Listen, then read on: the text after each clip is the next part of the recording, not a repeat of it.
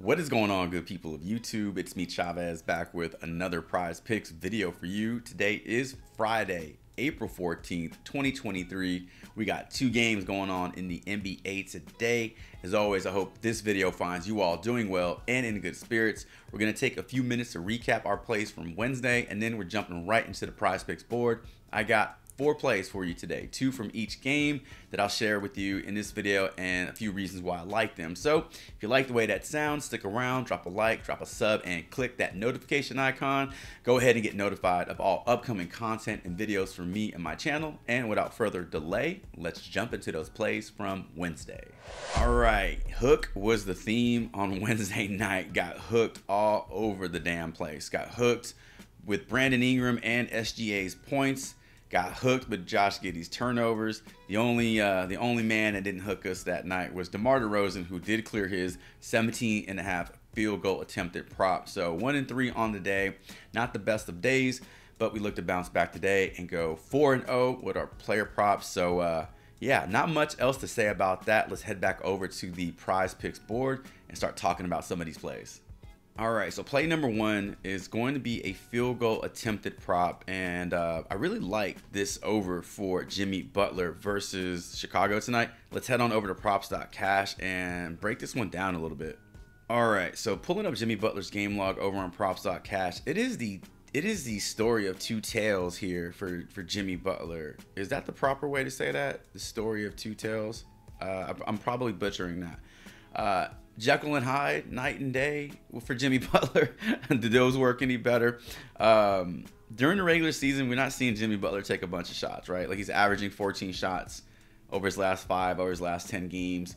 Against Chicago, totals are really low. However, you know, we're going to pull up the playoff games from last season, and we're going to see Jimmy Butler's playoff field goal attempts in or around that 20 per game mark, which is what we want him to be today.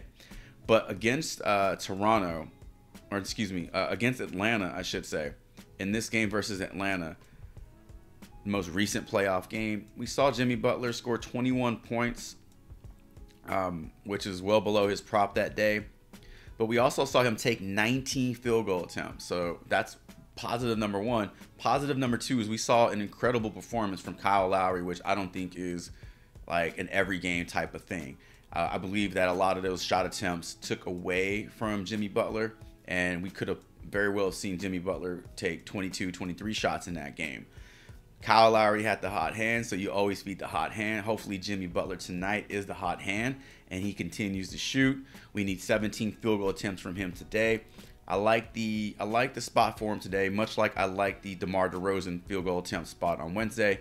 Go ahead and give me the over on Jimmy Butler's field goal attempts. All right, so play number 2 is a little bit of a funky ass prop, but I like it, and there's some logic behind this. Now, there are no statistics over on props.cash to dig into here, so I'm gonna go ahead and just pull it up. Zach LaVine personal fouls set at 2. I like the over on this one, and I'm just gonna tell you why right now. The Miami Heat have a very experienced, crafty, headsy backcourt with Kyle Lowry and Jimmy Butler. And after what I saw on Wednesday night between the Heat and the Hawks, and seeing how Kyle Lowry was just getting dudes in the foul trouble, or getting, you know, caught up in like little scrums, and you know, the referees calling fouls on that. It's real crafty, headsy, veteran type stuff that I think that we're going to see more of tonight. And I think that Zach LaVine and the Bulls come out very aggressive tonight, wanting to win this game after coming off a super, you know, amazing win versus the Toronto Raptors. I think they want to come out and be the aggressor. And I just look at those two like little worlds kind of like colliding and creating foul trouble for Zach LaVine. Now, not foul trouble to the extent that he's not going to have a good game. It's very possible for him to pick up 3 fouls throughout the course of the game, and he goes on to have a great game. So don't let that deter you from Zach LaVine props. But this particular prop makes sense to me. The game environment makes sense to me. So I'm going to roll with Zach LaVine's personal fouls over 2. I think he hits that for us today in this Chicago Bulls Heat game. And that's going to be our 2 plays from this game. Not your most traditional props, I understand that, but I think both of these props are in good spots to hit. Let's head on over to the OKC Minnesota game and talk about the last 2 props. Okay, so for our third prop on the board, let's talk about a free throws made prop for Shai Gilgeous-Alexander. I really like the over on this one. For this one, we will head back to props.cash and break this one down. All right, we're gonna scroll all the way down to the free throw attempts for Shai Gilgeous-Alexander, and we can see that on the season, he's averaging 12 over his last 5, 12 over his last 10. Now, we need him to make 10 free throws, not take 10 free throws. So if he takes 10 free throws, we need him to make all 10. So we're looking for 11, 12 plus free throw attempts. He did have a few games in this game log where he was perfect from the line. And if he wants to go 10 for 10 today, I'm all about it. Now, versus Minnesota specifically, let's scroll back up and filter out, and we can come back down and see that he's faced Minnesota 3 times in a regular season, and 2 out of those 3 times he's gone over this prop. 2 out of those 3 games he was perfect from the line. I just really like the way this looks for Shai Gilgeous-Alexander tonight versus a Minnesota Timberwolves team who ranks 2nd worst in the NBA in free throws allowed, meaning they foul shooters, they put shooters on the line, they give shooters opportunities to score points. And so I like the way this looks for Shai Gilgeous-Alexander after a game where we saw him take, I don't know how many three-pointers did he take in that game versus the Pelicans. Let's scroll back down. He took 5 3-pointers, which is not something you see every day. I don't want to see him take 5 threes tonight unless he's going to get fouled on all 5 of them.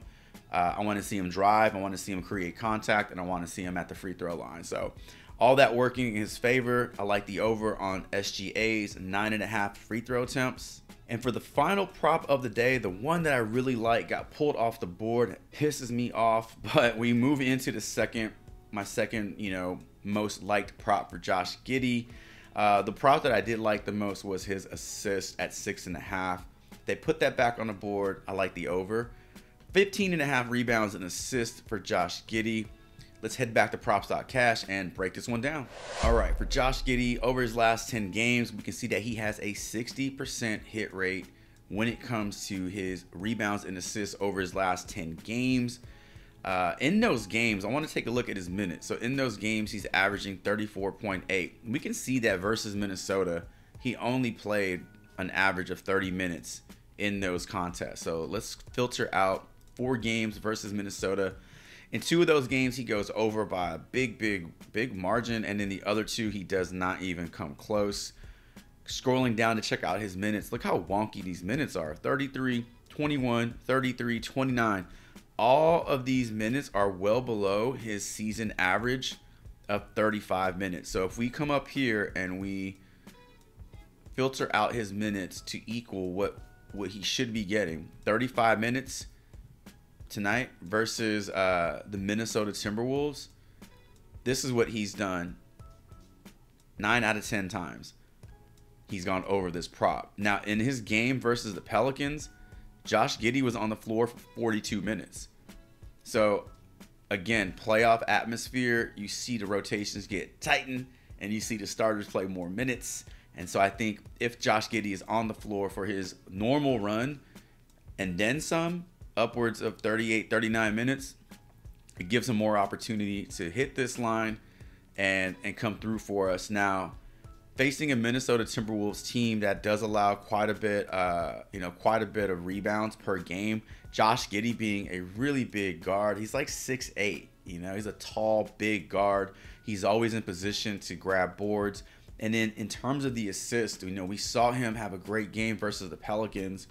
And in that game, he dished out 10 assists versus the Pelicans. SGA was getting double teamed a lot. I mean, that put Josh Giddey in position to distribute and, make good decisions and set his teammates up for success. So, yeah, I welcome 10 assists again in this game, but I can definitely see it being a little less than 10 assists. But the combination of assists and rebounds, I think gets us over 15.5 for Josh Giddey. So go ahead and give me the over on this one as well to round out our 4 plays. So Let's quickly recap what we talked about in this video. We got 4 player props: Jimmy Butler over field goal attempts, Zach LaVine over his personal fouls. I know that one's a little weird one. Shai Gilgeous-Alexander over 9.5 free throws made, and then Josh Giddey to round it out over 15.5 rebounds and assists. And ladies and gentlemen, that is going to do it for today's video. Thank you so much for stopping by the channel, checking this video out. Drop a comment below letting me know who you like on the Prizepicks board. Also, let me know what you think about these 4 player props that we covered in today's video. And as always, thank you all so much for all the support, the likes, the subs, and all the comments. It truly means a ton, and it just, again, I keep saying it, but it helps this channel get a bit bigger every single day. Best of luck to you all today, tonight, and until tomorrow's NBA playoff player prop video. Chavez is